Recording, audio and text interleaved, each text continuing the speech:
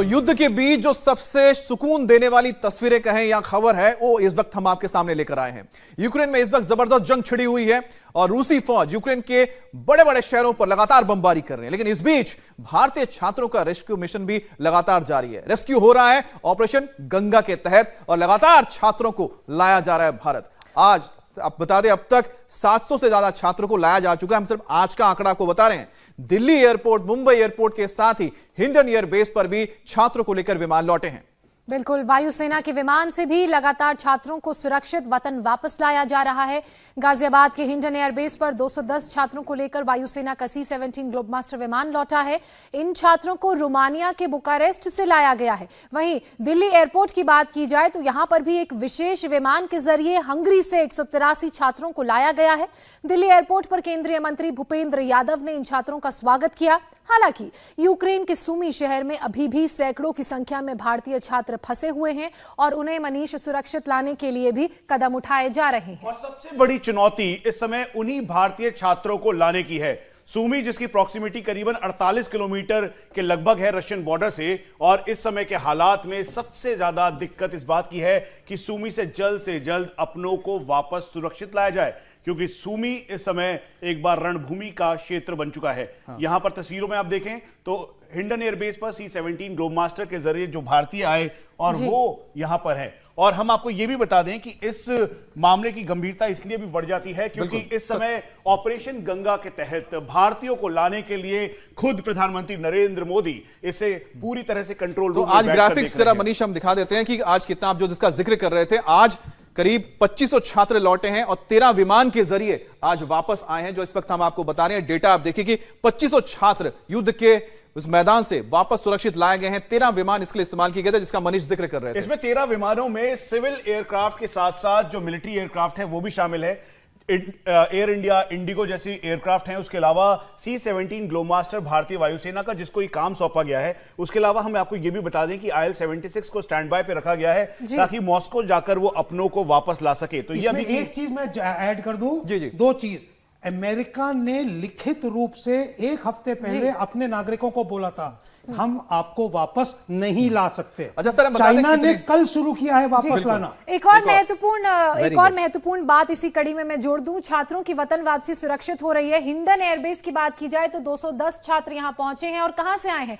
Romania से आए हैं, क्योंकि वेस्ट की तरफ से ही अभी इन छात्रों को ये सेफ पैसेज मिल रहा है। हालांकि रशिया ने बोला है कि उनके बॉर्डर्स भी खुल चुके हैं और वहां से भी छात्रों को लाया जाएगा। स्टूडेंट्स आए हैं जी। इस समय दिल्ली एयरपोर्ट में 183 स्टूडेंट हंगरी से पहुंचे हैं और ये वो छात्र हैं जो कि कीव, खारकीव जैसे अलग अलग इलाकों में थे।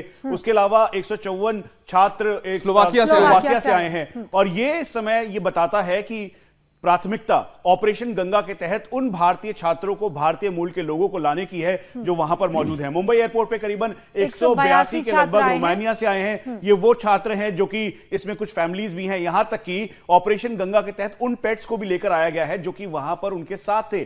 तो ये एक मार्मिक तस्वीर है जब एयरपोर्ट पर आप देखते हैं कि यहां पर जो छात्र हैं वो अपने साथ अपने उन पेट्स को लेकर आ रहे हैं जो 6 महीने एक साल से बात यही है कि लड़ाई के बीच पहल अभूतपूर्व है, बिल्कुल अभूतपूर्व है। ऐसे में 4 केंद्रीय मंत्री भेजना और उच्च स्तर पे बात करना और अपने नागरिकों की सुरक्षा, जो कि सही माने में हमारी जिम्मेवारी नहीं थी। बिल्कुल। ऐसे में सुषमा स्वराज की एक बात याद आती है कि अगर आप भारतीय हैं और चांद पर भी हैं और आप फंसे हुए हैं, तो वापस लाने की जिम्मेवारी हमारी है। सुरक्षित वापस लाने की जिम्मेदारी हमारी है। इसी बीच मुंबई एयरपोर्ट पर पहुंचे छात्रों की जुबानी सुनिए रूस यूक्रेन युद्ध की पूरी कहानी। क्या हालात निकोलाइव में है? आपने काफी सारे वीडियोस सोशल मीडिया पे डाले थे, उस वजह से आप लोगों को क्या हेल्प मिल पाई थी और क्या सिचुएशन है एट प्रेजेंट वहां पर? प्रेजेंट सिचुएशन काफी खराब है। अभी निकोलाइव की देखे जाए तो अभी तो काफी खराब है और जो हमने फेस किया वो भी काफी खराब थी, लेकिन गवर्नमेंट का काफी हेल्प हुआ है हमें, as well as media platform का भी काफी हेल्प हुआ है। जैसे मैं बाहर निकली, मैं हेल्प ढूंढने के लिए, हम खुद सोर्सेज से जा रहे थे, जैसे इंस्टाग्राम, ये सोशल मीडिया प्लेटफॉर्म, तभी काफी हेल्प मिली। Indian embassy like minute to minute हमसे टच में थे, तो उनकी काफी हेल्प हुई, as well as media platform जो हमारी हर मिनट की खबर लेके उनके तक पहुंचा रहे थे। So I am very thankful to them. आप बताएं कि किस तरीके का वहां पर सिचुएशन था और कौन से शहर में आप थे, क्या हालात?